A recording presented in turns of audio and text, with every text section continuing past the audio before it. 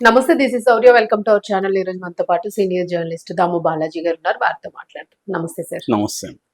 Sir, ఇప్పుడు అంటే పిల్లల్ని పెంచే విధానంలో మనం ఎంత కష్టపడైనా పిల్లల్ని ఒక స్థాయికి తేవాలి, మనం ఒక్క పూట ఆకలి ఆపుకునైనా పిల్లల్ని పెంచాలనేది సిద్ధాంతం తల్లిదండ్రులకు ఉంటూ ఉంటుంది.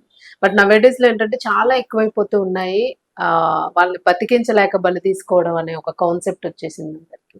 సో అంటే రీజన్ ఏంటి? రకరకాల రీజన్స్ ఉంటూ ఉన్నాయి. కొత్తగా మళ్ళీ మనం రీసెంట్ గా ఒక కేసు కల్వకుర్తిలోనే ఒక మదర్ పిల్లల్ని బలి తీసుకుంది. అలాగే ఇంకొక చోట తండ్రి అని చెప్పేసి ఏమైంది?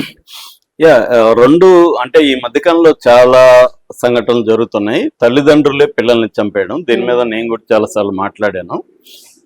ఇప్పుడు రెండు సంఘటనలు జరిగాయి. ఒక సంఘటనలో ఏమో తల్లి బిడ్డలను చంపింది, ఇంకొక సంఘటనలో అంటే కల్వకుర్తిలేమో తల్లి బిడ్డలను చంపితే నంద్యాల దగ్గర ఒక అతను తండ్రి ముగ్గురు బిడ్డల్ని చంపేసి తను కూడా చనిపోయాడు.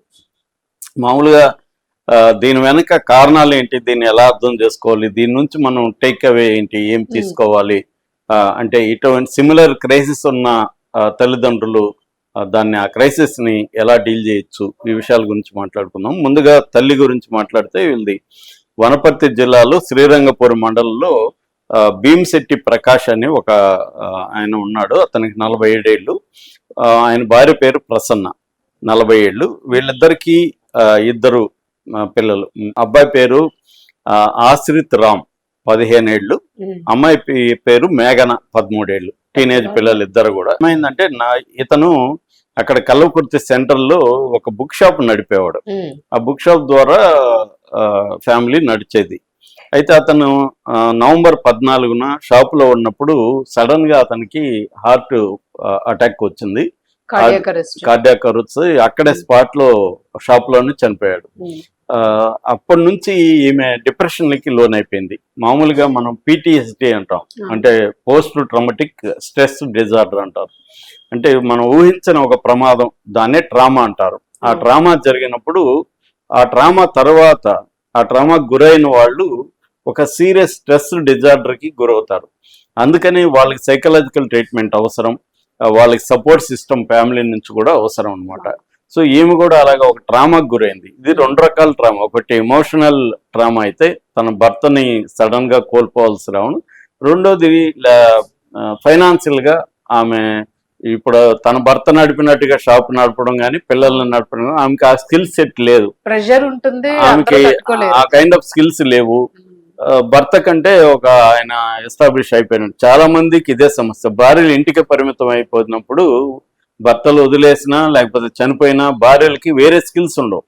సో అందుకనే చాలా మంది భార్యలు భర్తలు కొడుతున్నా తిడుతున్నా అతను అఫైర్లు పెట్టుకున్నా సైలెంట్ గా ఎందుకుంటారంటే వదిలేసి బయటికి వెళ్తే వీళ్ళు బతకలేరు, స్కిల్స్ ఏమి ఉండవు వాళ్ళకి.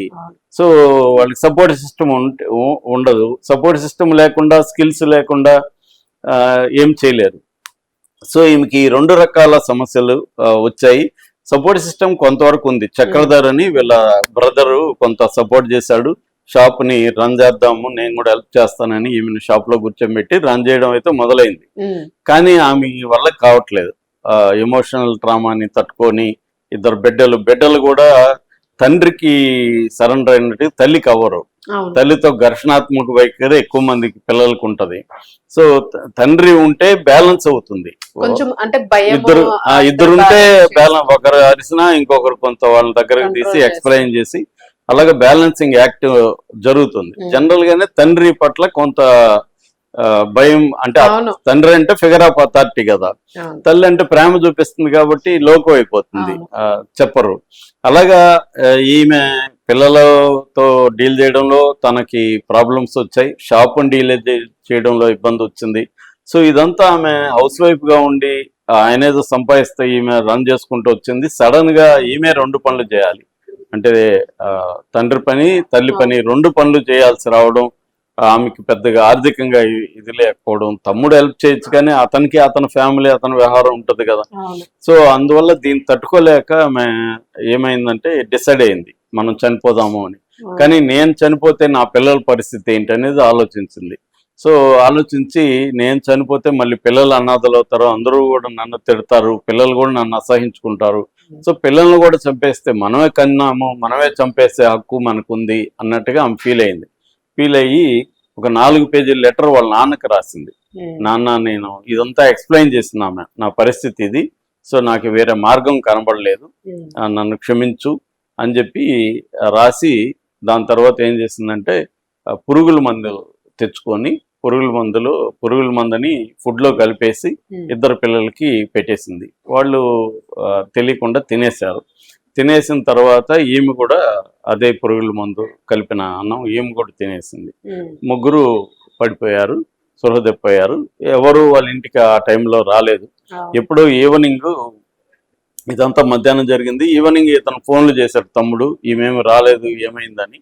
చేస్తే ఫోన్ తీయట్లేదు. దాంతో ఏమైందని ఇంటికి వస్తే తలుపు వేస్తుంది, తలుపు తడితే తీయట్లేదు. దాని తర్వాత పక్కన వాళ్ళతో సహాయంతో కొట్టి తీస్తే ఇది పరిస్థితి. ఇమీడియట్ గా అతను 3 కలిపి గవర్నమెంట్ హాస్పిటల్కి తీసుకెళ్లారు.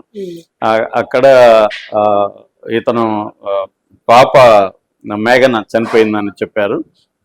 బాబు ప్రాణాలతోనే ఉన్నాడు, ఈమె కూడా ప్రాణాలతో కొద్దిగా ఉంది.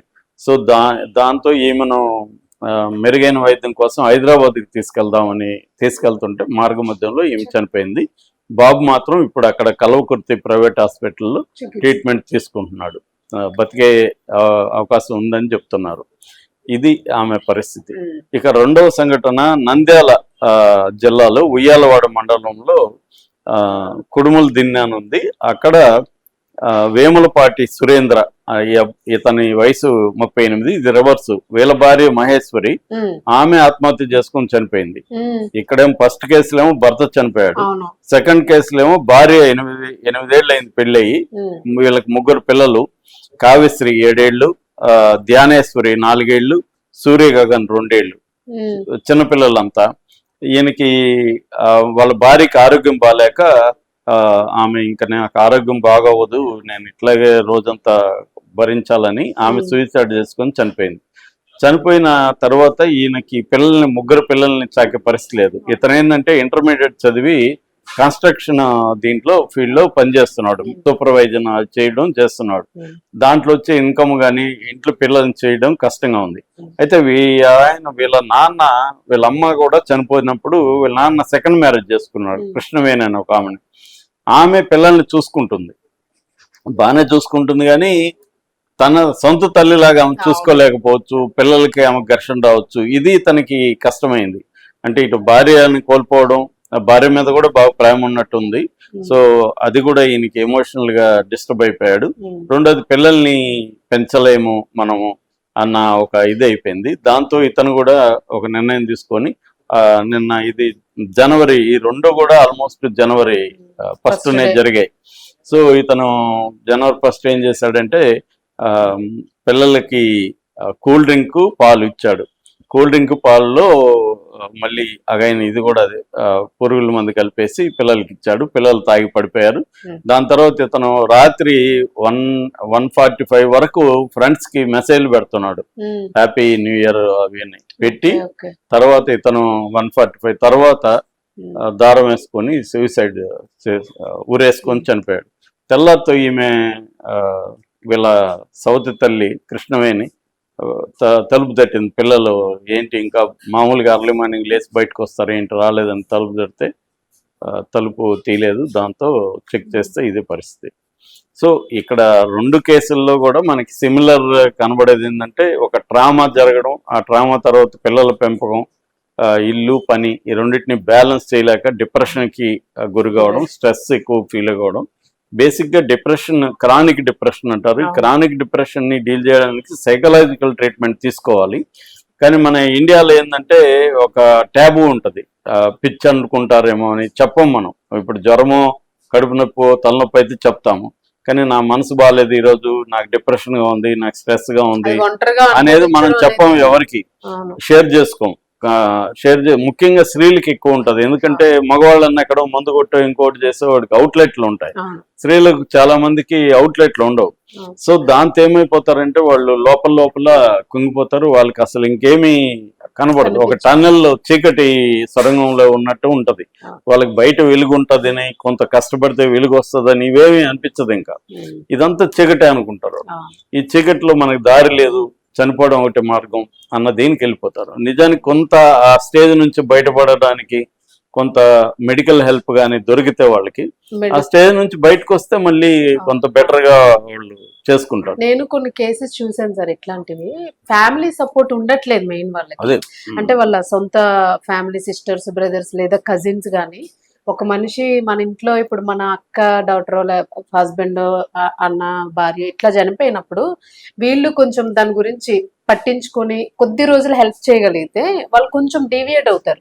ఆ టైంలో ఒంటరిగా వదిలేస్తూ ఉంటే వీళ్ళ స్ట్రెస్ తట్టుకోలేరు. ఏ మనిషి అయినా కొంచెం సెన్సిటివ్నెస్ ఉంటుంది, మన మంచి దూరం అయిపోయారు అన్నట్టు. సో ఇట్లా చాలా చూసాను సార్. ఫ్యామిలీ సపోర్ట్, కౌన్సిలింగ్ కూడా చాలా ఇంపార్టెంట్ డాక్టర్ తో పాటు. కానీ బాధ అనిపిస్తుంది సార్, 7 ఒకే రోజు. అవును. Thank you. Thank you.